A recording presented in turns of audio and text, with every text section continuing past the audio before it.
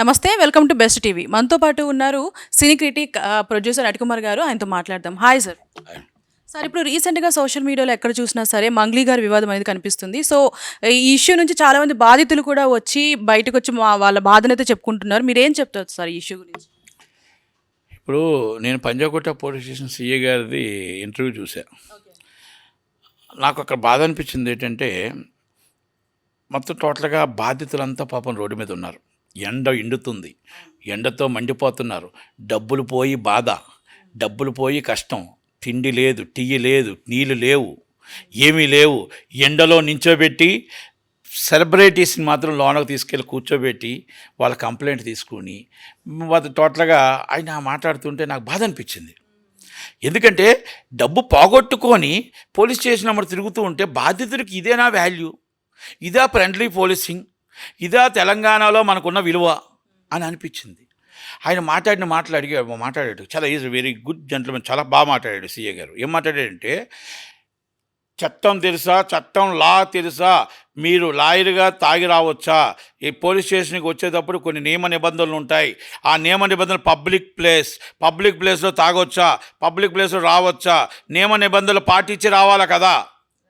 Yes right, 100%. And చట్టం లా లోబడే ఉండాలి. కానీ మీరు కూడా చట్టానికి తెలుసు కదా, చట్టానికి మీరు అతిథులు కదా, చట్టం పనిలోనే మీరు చేయాలి కదా, చట్టం పరిధిలో మీరు చేయాలి కదా.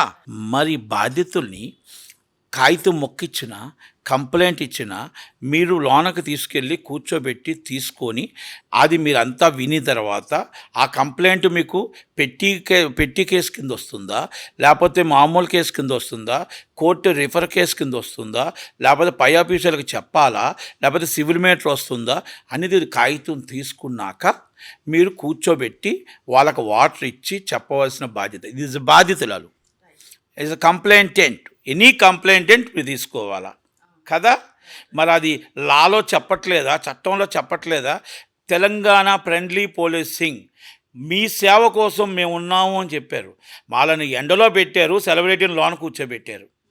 అంటే ఎవరైతే మా డబ్బు పోయింది, మా డబ్బు బాధితులు వాళ్ళే అంటే వాళ్ళని మీరు లోన కూర్చోబెట్టారు. ఆ బాధితులను రోడ్డు మీద ఎండ మీద నించోబెట్టారు. లాయర్ గారు తప్పు చేసి ఉంటే మీరు కేసు పెట్టండి, వాళ్ళు ఎవరైనా మాట్లాడుంటే తప్పు ఉంటే కేసు పెట్టండి. చట్టం తన పని తను చేసుకుపోవాలా. లాకి వ్యతిరేకంగా ఎవరు చేయటానికి లేదు. వాళ్ళు చేసినా, నేను చేసినా, ఇంకొకరు చేసినా, ఎవరైనా సరే శిక్షార్హులే. కానీ మంగ్లీ గారు మీరు కూర్చోబెట్టి ఇవ్వడం తప్పలేదు, నేను కాదని చెప్పడం. వాళ్ళని కూడా పిలిచి కంప్లైంట్ రాయడానికి రాకపోతే కూడా ఒక మనిషిని పెట్టి రాయించి బాధను తెలుసుకొని, కష్టాన్ని తెలుసుకొని ఆ కంప్లైంట్ కాపీని మనం రిజిస్టర్ చేసి ఆ నెంబర్ని మనం లీగల్ ఒపీనియన్కి పంపించి ఒకవేళ ఎమర్జెన్సీ అయితే ఎఫ్ఐఆర్ చేస్తాం, లేకపోతే ఐ ఆఫీసర్లకు పెట్టమంటే పెడతాం, లేదంటే కోర్టుకి వెళ్ళి కోర్టులో పర్మిషన్ తీసుకొని ఎఫ్ఐఆర్ చేస్తాం, లేదనుకుంటే జీడీ ఎంట్రీ చేస్తాం. మస్ట్ అండ్ షుడ్ అండ్ జీడీ ఎంట్రీ. పోలీస్ స్టేషన్లో ఒక కాగితం ముక్క వస్తే పలానా వ్యక్తి వచ్చాడు, పలానా వ్యక్తి కాగితం ఇచ్చాడు, జీడీ ఎంట్రీ చేస్తామా లేదా? మరి బాధితులను రోడ్డు మీద ఎండలోనే నించోబెడతామా? మరి మీరు చెప్పిన న్యాయం, మీరు చెప్పిన చట్టం మరి ఎండలో నించోబెట్టే దాంట్లో ఉందా? మరి పోలీస్ స్టేషన్లోకి తీసుకొచ్చి మాట్లాడి కంప్లైంట్ తీసుకుని దాంట్లో ఉందా? సీఏ గారిని చెప్పమనండి. వాళ్ళు భయభ్రాంతులు అయిపోతున్నారు.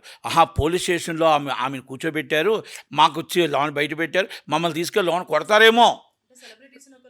మా నార్మల్ పీపుల్ని ఒకలాగా చూస్తుంటే మేము ట్యాక్సులు కడుతున్నాం, డబ్బు కడుతున్నాం, మా డబ్బుతో మీ పోలీస్ స్టేషన్లు ఇవన్నీ రన్ అవుతున్నాయి, మేము కట్టిన ట్యాక్స్, మేము కష్టపడుతున్న మా కూల్లో ట్యాక్స్, మా జీతాల్లో ట్యాక్స్ మేము ఇస్తూ మేము వీళ్ళ దగ్గర డబ్బు పోగొట్టుకున్నాం, అవమానం పాలవుతున్నాం, తిట్లు కాసాం, ఎండలో ఎండుతున్నాం. సెలబ్రిటీతో మాకు ఇక్కడ న్యాయం జరగదేమో అంటే ఆ పరిస్థితి వచ్చింది. మరి సజ్జనార్ గారు ఏ విధంగా ఆ వీడియోలు చూసి యాక్షన్ తీసుకుంటారు, రేవంత్ రెడ్డి గారు ఆ వీడియోలు చూసి యాక్షన్ తీసుకుంటారు. బాధితుల పక్షాన మనం నిలబడాలి, న్యాయం మనం బాధితులకు చెయ్యాలి. మీరు సెలబ్రిటీల వైపు ఉంటే ఇలాంటి మైక్రో ఫైనాన్స్లో కొన్ని వందల కోకోకొలలో పుట్టుతాయి, కొన్ని లక్షల మంది అమాయకులు పేద ప్రజల రక్తాన్ని తాగుతారు వీళ్ళు. అలాంటిది నేను మంగ్లీ గారు ఉన్నారా లేదా నేను అనట్లేదు, దాని మీద ఎవరు ఉన్నారు ఎంక్వైరీ చేసి ఇన్వెస్టిగేషన్ చేసి యాక్షన్ తీసుకొని బాధితుల పక్షాన మనం నిలబడాలి అని నేను చెప్తున్నాను. మంగ్లీ గారు మాట్లాడుతూ ఏమన్నారంటే ఆ అమ్మాయి ఒక అమ్మాయి అయ్యుండి శ్రీముఖి గారిని తీసుకురాకూడదు. ఆ అమ్మాయి ఆ ప్లేస్లో లేనప్పుడు ఆ అమ్మాయి గారిని ఏమన్నారో ఏమో తెలియనప్పుడు క్రష్ అంటే అర్థం ఏంటి? అంటే క్రష్ అంటే అర్థం ఏంటి? ఎంత తప్పది.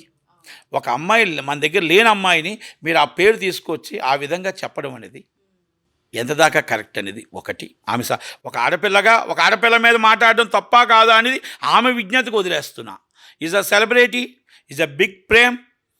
ప్రపంచంలో ఆమె పేరు చెబితే మొత్తం టోటల్గా లక్షలాది మంది జనం వస్తారు, వందల మిలియన్స్ చూస్తున్నారు, కోట్ల మంది చూస్తున్నారు అంటున్నారు. మరి అది కరెక్టా అనేది ప్రజలు చెప్పాలి, ఆమె చెప్పాలి, ప్రజలు చెప్పాలి. అలాగే మంగ్లీ గారు మాకేమి సంబంధం అంటున్నారు. మాకేమి సంబంధం అంటే నాకు అర్థమైంది ఏంటంటే ఆమె ఉన్నాదో లేదో ఇన్వెస్టిగేషన్లో తేలాలి. కానీ ఈ ఎవరైతే అడ్వకేట్ ఉన్నాడో, ఎవరైతే వీళ్ళంతా ఉన్నారో అందరూ కలిపి ఒక ఫ్రెండ్షిప్లో ఉన్నారు. నో ఆ ఫ్రెండ్షిప్లో ఉండి ఆ ఫ్రెండ్షిప్ నుంచి బయటకు వచ్చి వాళ్ళకే డిఫరెన్సెస్ అయ్యే వచ్చి బయట పెట్టుకున్నారు ఏమో అని ఒకటి నాకు అనుమానం వచ్చింది. రెండోది ఆయన డబ్బులు డిమాండ్ చేశాడు. డబ్బులు డిమాండ్ చేసి మీరు కంప్లైంట్ పెట్టాలి కదా. ఇప్పుడు దాకా ఎందుకు పెట్టలేదు? ఆయన పెట్టాడు కదా కంప్లైంట్. ఓకే, మీరు కంప్లైంట్ పెట్టారో లేదో నాకు తెలియదు, ఎంక్వైరీ పోలీసు వాళ్ళు చేస్తారు. రెండోది ఇంకొకటి ఏంటంటే ఆయన అంత మీకు పరిచయం లేకపోతే బిగ్ బాస్ కోసం చెప్పే అంత పరిచయం మీకు ఎలాగొచ్చింది? అసలు శ్రీముఖి కోసం మీకు ఆమె అమ్మాయి కోసం మీకోసం మీ దగ్గరే పర్సనల్గా ఒక ఆడపిల్ల అయ్యుండి ఇంకొక ఆడపిల్ల కోసం నాకు ఇష్టం అని ఎందుకు చెప్పగలిగాడు? ఆయన పెళ్లి చేసుకుంటానని చెప్పలా. అంటే అంత ఇష్టం అంటే అంత క్లోజ్ ఫ్రెండ్సా మీరు? అంత థిక్కెస్ట్ ఫ్రెండ్సా? ఒక్కసారి మనం ఆలోచించండి. మీ మాటల్లోనే మేము బాగా థిక్కెస్ట్ ఫ్రెండ్స్ అని అర్థమవుతుంది.